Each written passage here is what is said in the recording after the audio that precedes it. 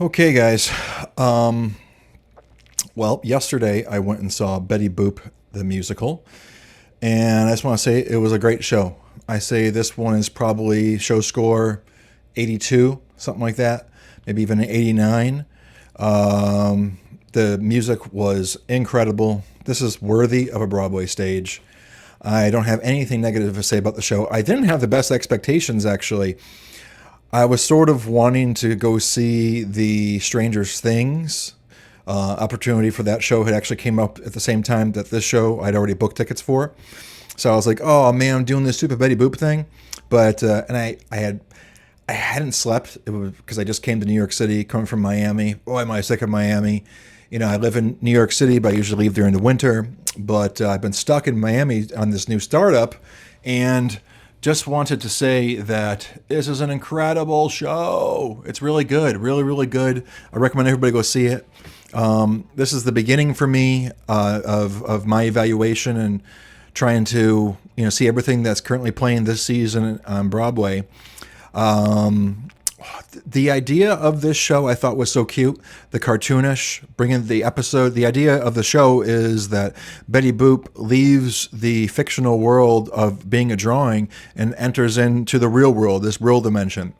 And it went from being like a black and white type of deal into now full color, and sort of like movies like Schindler's List. Can't think on the stage, the big stage that I've seen that happen before. I thought it was really done tastefully. I remember like a choreographed moment where everybody was all lined up, and their sort of their clothing is on the front half of them is black and white, and the back half of them is in color, and then that alternates for the people who turn around and the people who like you see their backs. And then anyhow, it was really cool how they did the black and white thing.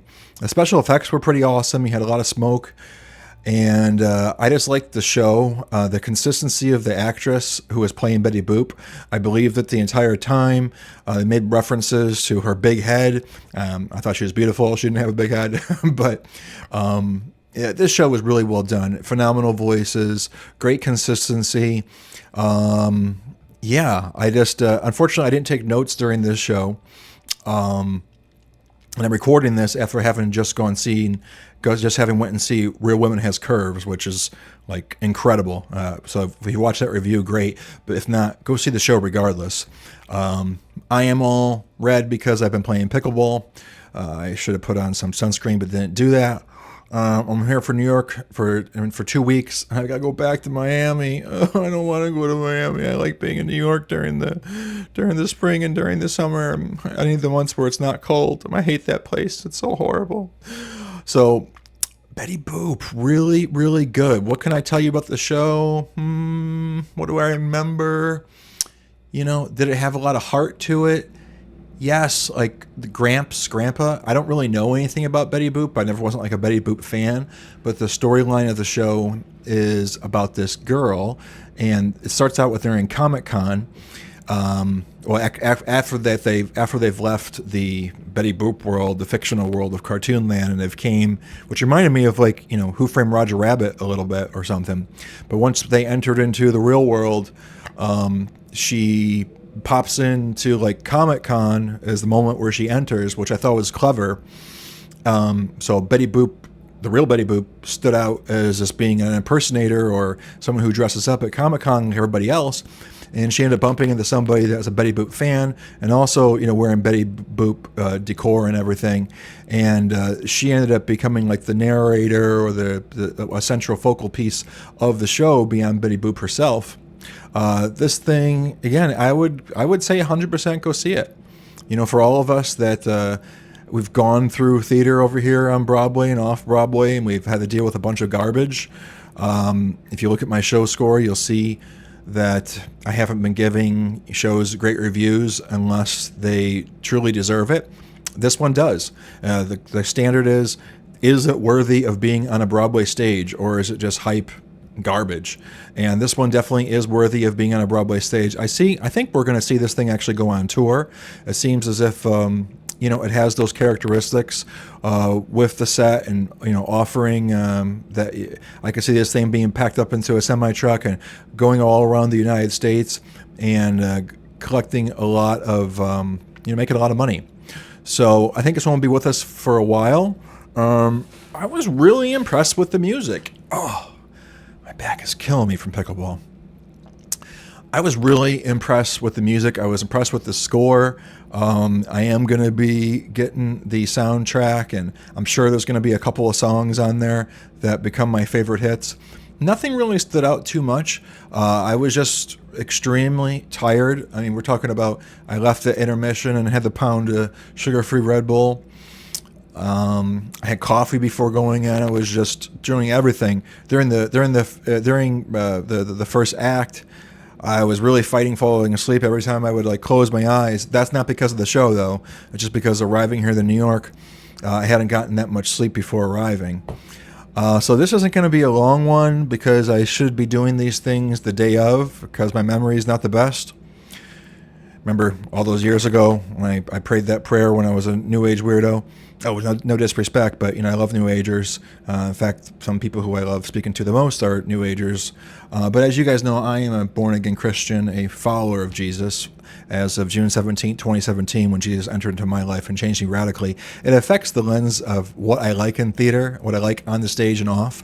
I actually went through a period where I stopped going to shows. I had shows which I had to walk out of. I actually had a conversation with a brother that was holding one of those Jesus Save signs, Brother Marco in Times Square. He just wanted to make sure that I wasn't backslidden. But I was confessing to him, maybe I'm Broadway backslidden, There has been a number of shows that were evil, demonic, or had themes that I don't quite agree with. And I know that Jesus wouldn't agree with, but I sat through them and I didn't walk out. But this one is super clean, and I would recommend it for the whole family. I can't think of anything that stood out so much. Betty, even the instances where they were going to have sex or something like that, Betty was super innocent, and Gramps at the end of the show, it wasn't like a sex scene or anything, but, alluding to having sex. Everything was very tasteful. I fully recommend this show. And if any of you conservatives or Jesus lovers go and find it not being the case, then I think something's wrong with you. But highly, highly, highly recommend Betty Boop musical. It seems like we've got a lot of good shows on Broadway right now in this season. We finally came out of the era of post-COVID brainwashing where they are just putting tripe garbage on the stage. Many, many musicals that I don't think are worthy of a Broadway production. I've seen. I won't tell you what that was. Not nice. Grotesque. I am actually staying in Times Square while I'm here for 2 weeks. Man, I wish I had more to tell you about Betty Boop, so I guess this is just the one to say great music, great acting, a third wall intact the entire time. Suspension of disbelief took place immediately. And if I just hadn't been so tired, I would have enjoyed it more. Is it a show that I'll go see a second time? Probably not, but 100% worthy of the Broadway stage. Let's say 82, maybe even as far as 89. I've got to leave room for those 100s, Real Women Have Curves. I love that show. That is 100. So, by that standard, maybe I should call this thing a 78, But I think we'll stick with 82. And, yep, just really, really, really, really loved it. Hope this helps. Bye.